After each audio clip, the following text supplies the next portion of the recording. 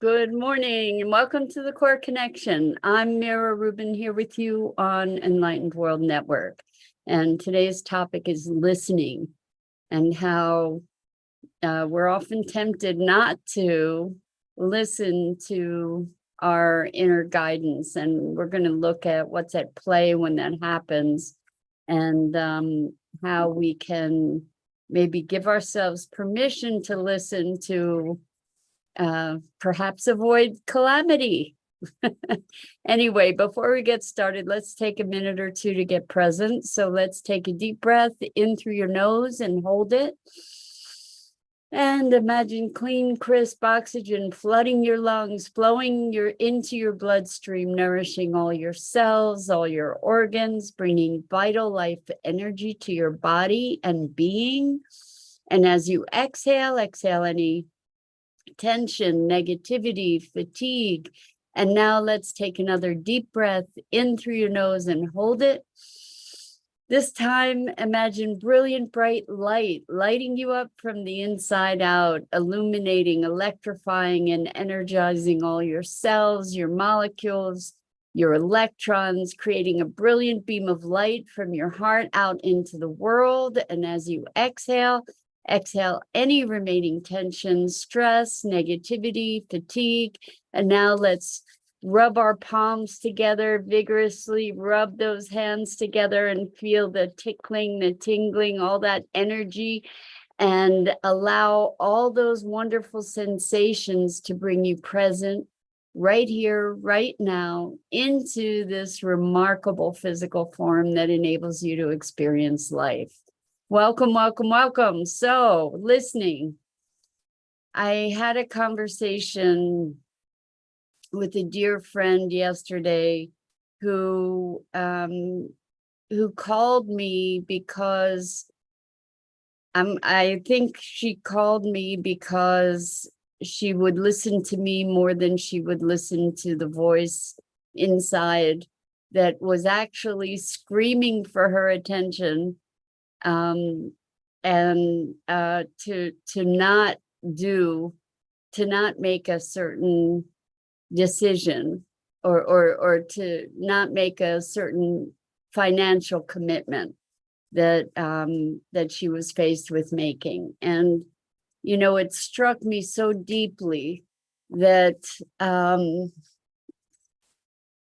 that we will tend to listen to other people in certain situations. Anyway, we will tend to listen to other people more than we will listen to ourselves, and that that we have this knowing.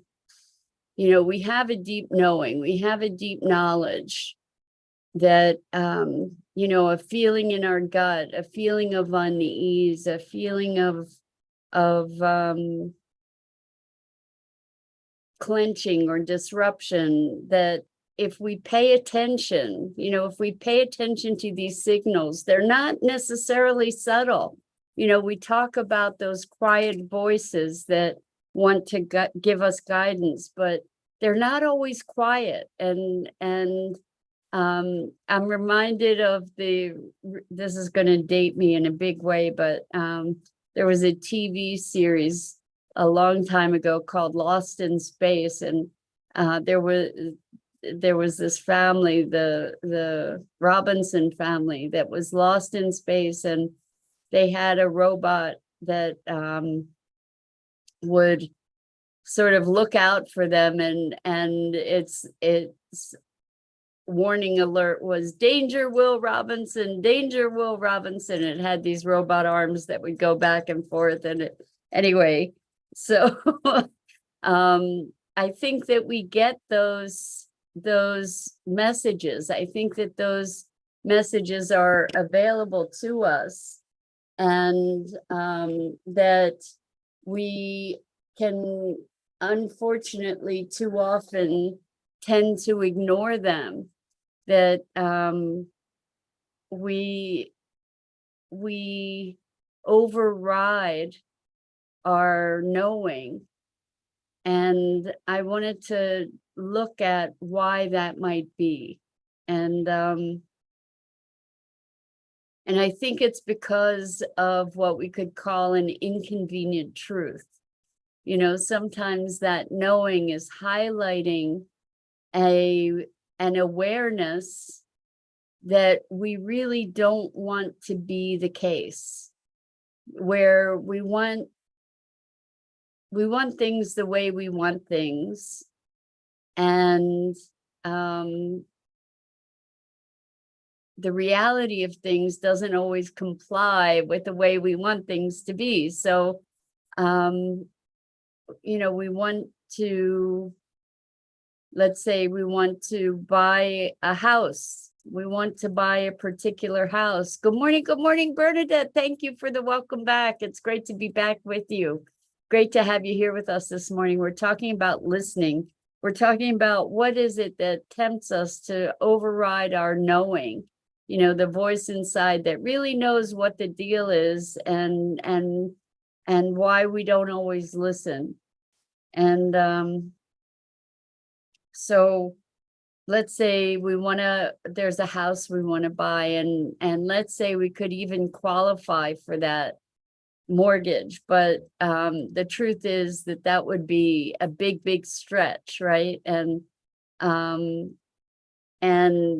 part of us inside knows that this is not the greatest solution, right? And it's screaming, saying, please, no. It's saying, no, this doesn't feel right. This doesn't feel right. And yet, there's part of us that's trying to make the facts fit, trying to make this decision be something that is workable.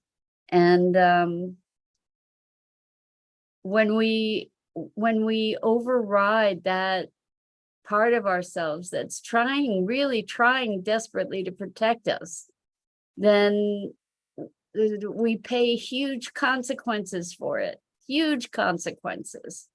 And this shows up not just in things like, buying a house, but it shows up even in friendships or in business associations where we get a clear message about someone or something or a situation, and we want to ignore it because we want things to be a different way. And so this is just a really, really important dynamic for us to be looking at, to presence ourselves to the way that we do have checks and balances. We have checks and balances, and sometimes we choose to ignore them or override them, and often pay dearly for that choice. And then feel victimized or at the effect of the circumstances. But the truth is, if we can learn to listen, if we can learn to pay attention and listen when we get these warnings, then we can save ourselves a world of hurt and kind of stay on course, and not have to learn the hardest of lessons. Maybe it's not to say there aren't hard lessons, when you're faced with two choices, neither of which is what you would prefer.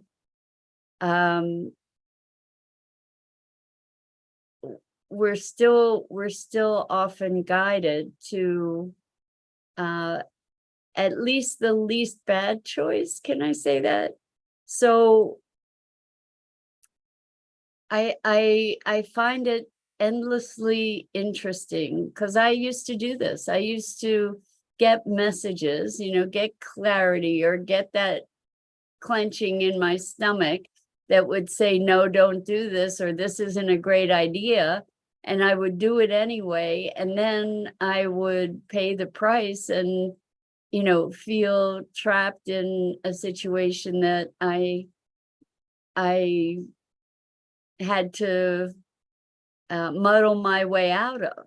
And it wasn't pretty. in many cases. And I know I'm not the only one who's done that. So I don't know what it is that makes us finally have the willingness to pay attention. What is it? I'm wondering if you have some ideas about that. Like, is it the punishing nature of not listening that finally gets us to pay attention? I mean, I think that probably was the case for me.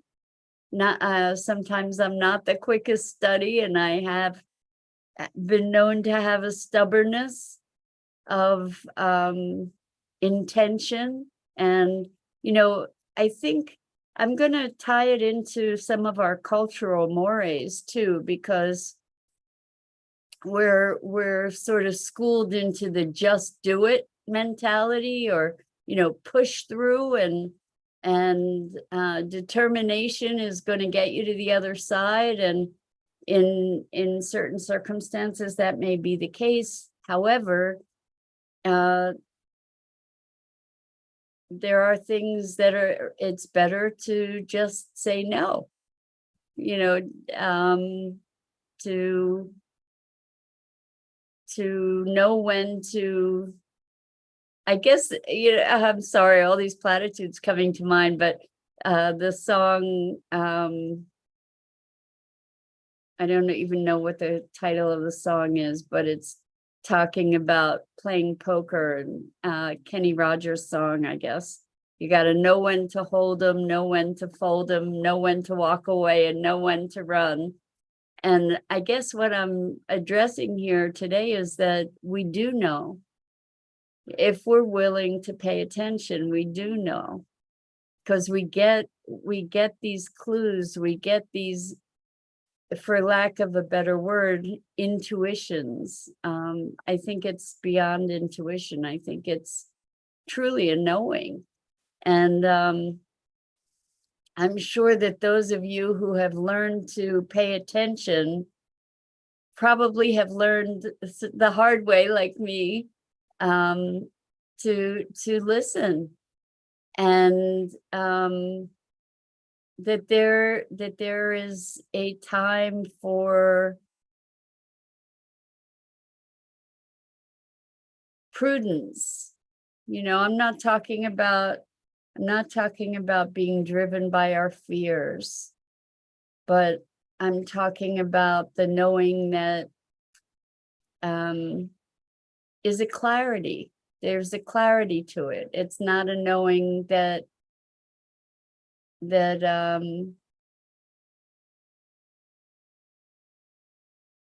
it's not founded in weakness. It's founded in presence. And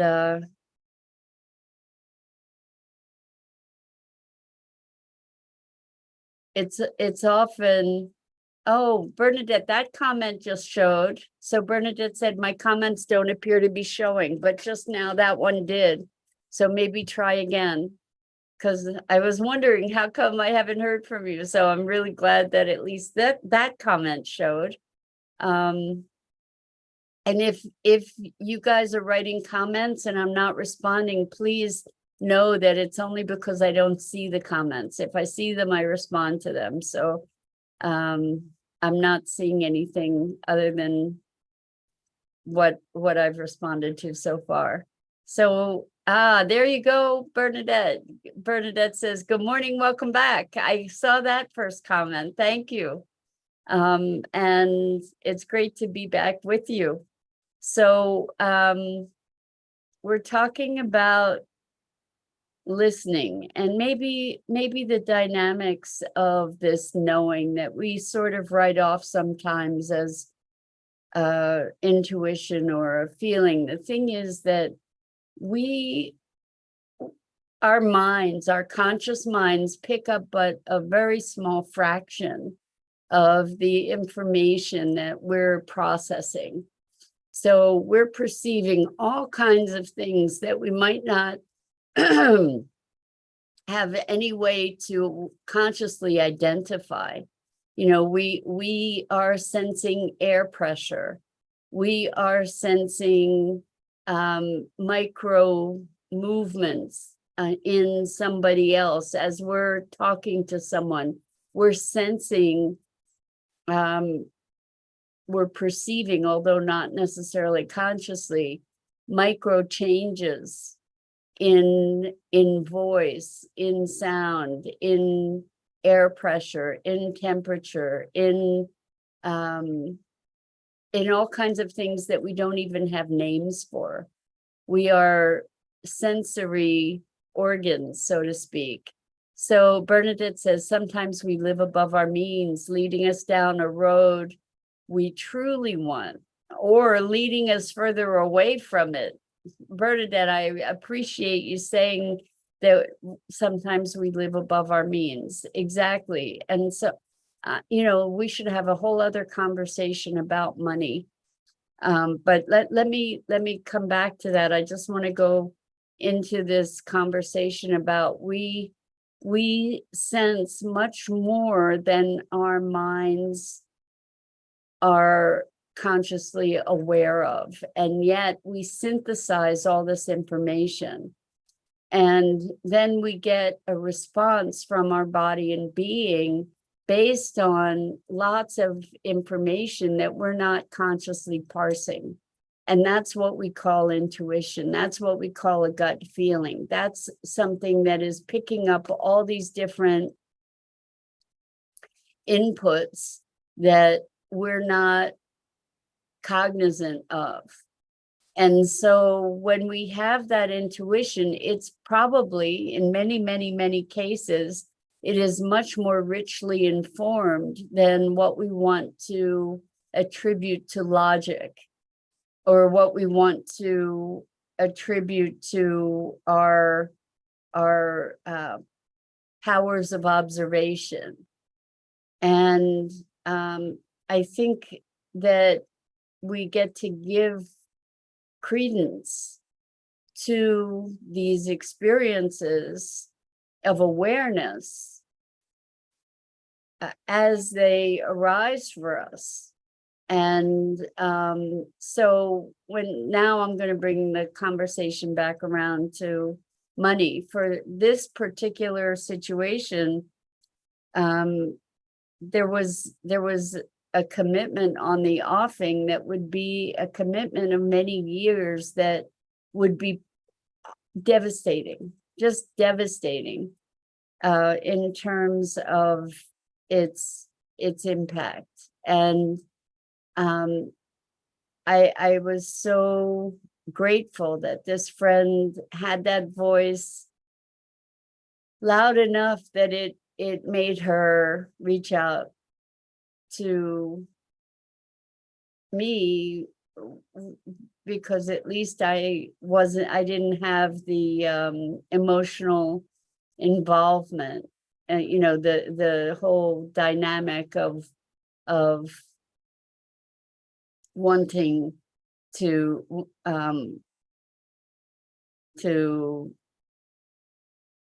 have something that wasn't yet appropriate, for instance. Bernadette, you're so sweet. This is kind of a standard. Bernadette says, off topic, but love your choice of jewelry today.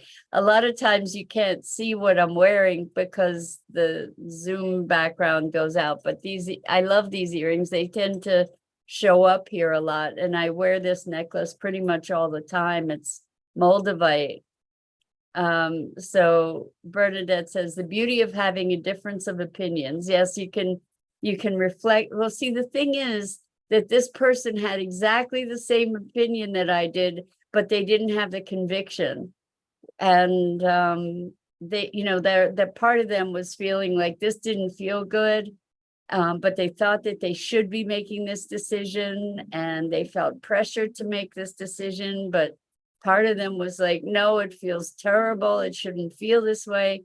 And so they needed the reinforcement of somebody else who cares for them to say, no, you're right. Listen to yourself. This isn't a good decision. Don't be pressured into making this decision. And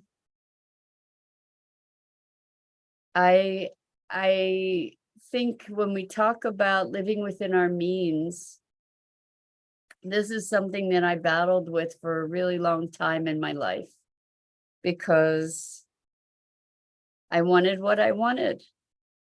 I wanted what I wanted. And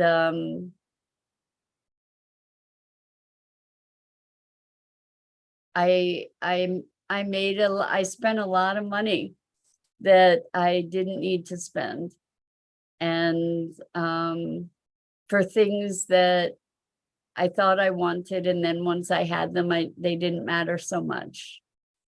And I think that that's a really interesting dynamic, that the wanting and the having are very different things, right? I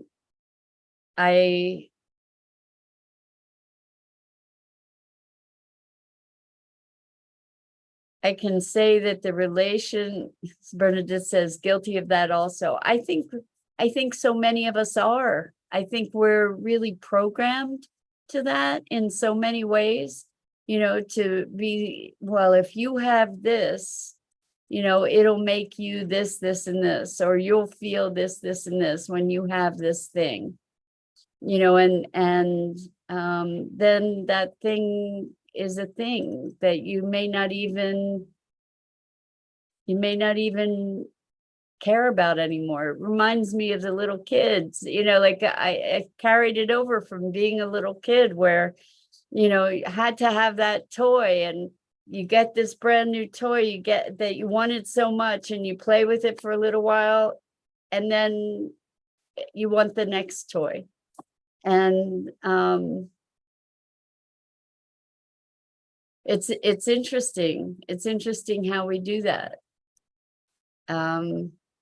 And maybe being, I'm not sure what it is that will make us be more present to that. So Bernadette says, I tend to now ask, do I want it or need it? And that's a great question. I think that's a great question. And I think that there's merit to giving ourselves something that we truly want also. So I'm wondering if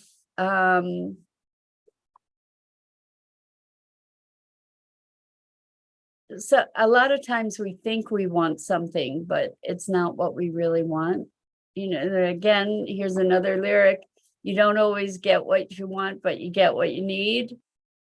Awesome. Bernadette says, if the answer is want, I ask why. Awesome. That's awesome. And I think that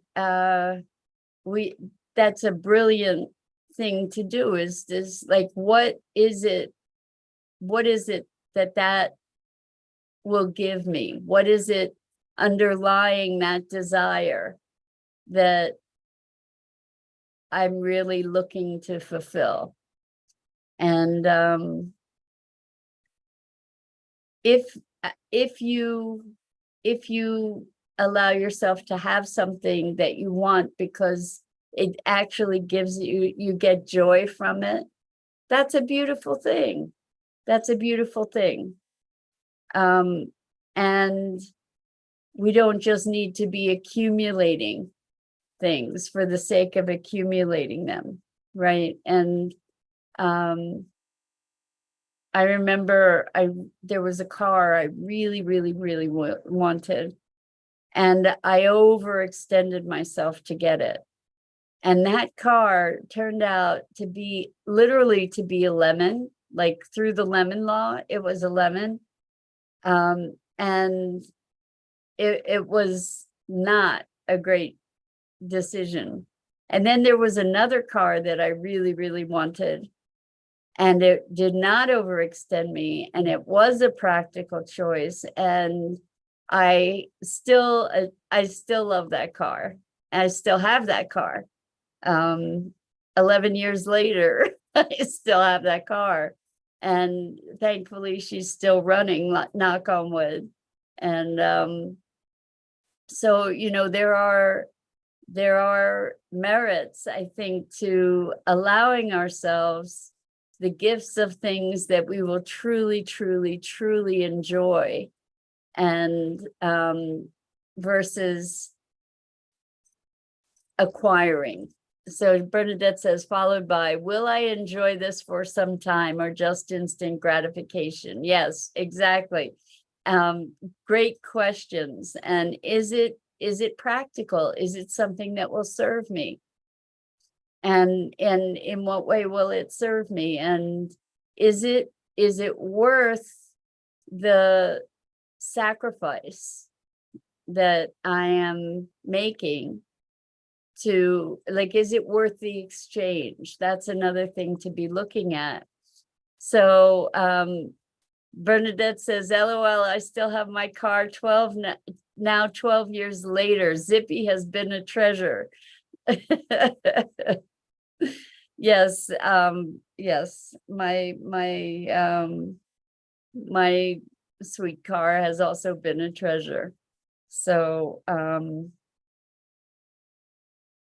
anyway, listening.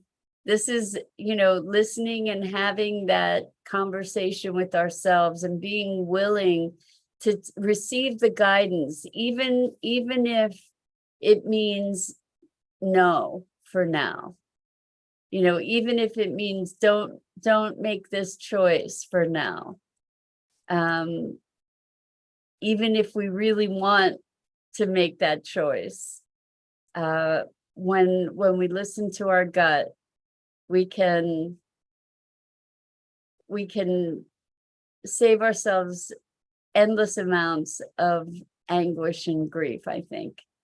And Bernadette says, always trust your gut. Yeah, I've learned that. I've learned to do that. And it's served me well. It was hard lessons getting there, but yeah, trust your gut. And I think that's it for this morning. I want to thank you for being with us this morning. And Bernadette, thank you for your engagement, and everybody else who's listening and being willing to have these conversations, to think about these things. I'm Mira Rubin. This is the Core Connection, and I go live here each weekday morning on the Enlightened World Network Facebook page and YouTube channel at 9 a.m. Eastern. And I encourage you to check out all the other awesome programming on Enlightened World Network, EWN, One with the Earth, Enlightened World Living. And until next time, so much love to you. Hope to see you again here really, really